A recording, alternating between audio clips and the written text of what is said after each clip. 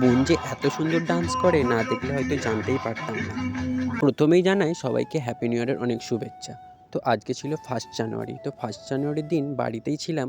আর বাড়ির সকলে মিলে মানে ভাই বোন বা ফ্যামিলিও বলতে পারো, একটা ছোট্ট করে ফিস্টের আয়োজন করা হয়েছিল। আর 2025-এ আমি অনেক কিছু শিখেছি, অনেক কিছু হারিয়েছি, আবার অনেক কিছু পেয়েছি। তো আমি নতুন বছরটা মানে 2026টা সকলের মতো আমারও সেম ইচ্ছা যেন একটু ভালোভাবে বা হাসি খুশি কাটাতে পারি। তো বছরটা কেমন কাটবে আমি জানি না, তবে আজকের প্রথম দিনটা খুব ভালো করে কাটিয়েছি। যাই হোক, কথায় কথায় বলতেই মনে নেই, আজকে আমাদের মেনুতে ছিল ফ্রাইড রাইস আর চিকেন কষা। আর ফিস্ট মানে কথা, একটু তো নাচ গান হবেই। তো আমার বোন খুব সুন্দর ডান্স করছিল।